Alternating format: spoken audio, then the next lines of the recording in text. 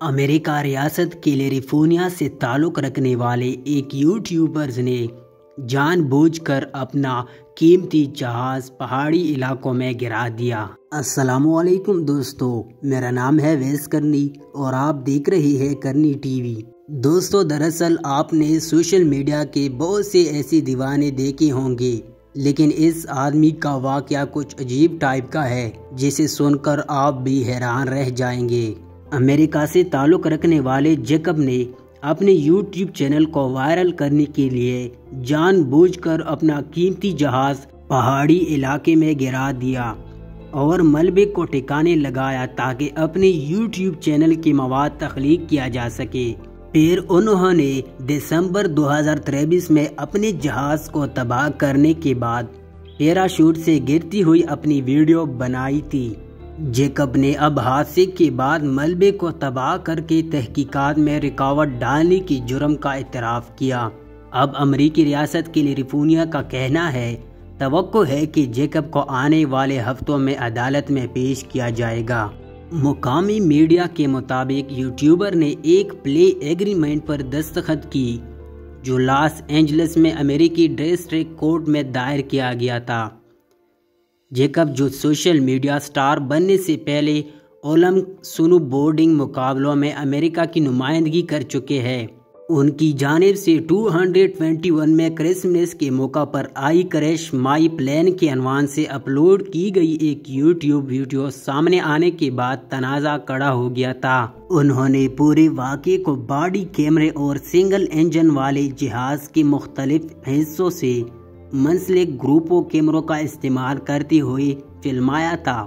Jacob پر الزام ہے کہ انہوں نے جان بوجھ کر اپنے طیارے کو کیلیفورنیا کی پہاڑی سلسلے لاس پیڈریس نیشنل فارسٹ میں محض سوشل میڈیا پر توجہ حاصل کرنے کے لیے گرایا تھا۔ یوٹیوب پر موجود ویڈیوز میں جیکب کو طیارے سے پیراشوٹ کے ذریعے طیارے سے نکلتے اور اسے لاس پیڈریس نیشنل فارسٹ کے دامن میں گرنے والے جہاز کو فلماتی ہوئی دیکھا جا سکتا ہے، اور جیکب ایک تجربہ کار پائلٹ اور سکائی ڈرائیور بھی ہے جنہوں نے اب وفاقی تحقیقات میں رکاوٹ ڈالنے کے ادارے سے جہاز کی تباہی اور اس ملبے کو چھپانے کا جرم قبول کیا ہے، جس کی سزا 20 سال تک قید ہے۔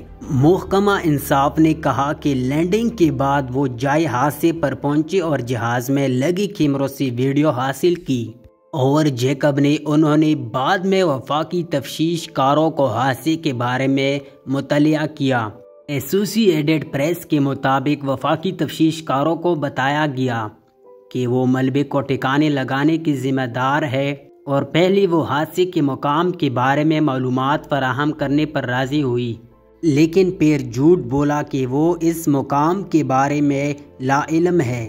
امریکہ ریاست پلی ایگریمنٹ میں کہا گیا کہ جیکب نے طیارے کے ملبے کو ٹھکانے لگانے کے لیے جائے حادثہ پر جانے کے لیے ایک ہیلی کاپٹر کرائے پر لیا۔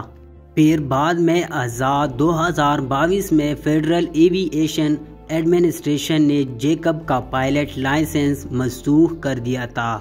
دوستو، اگر آپ سوچیں سوشل میڈیا پر وائرل ہونے کے لیے انسان کیا کیا کرتا ہے، لیکن پھر کچھ ایسی دیوانے بھی ہوتے ہیں جو ایک ویڈیو کو وائرل کرنے کے لیے اپنا قیمتی جہاز کو گراتا ہے۔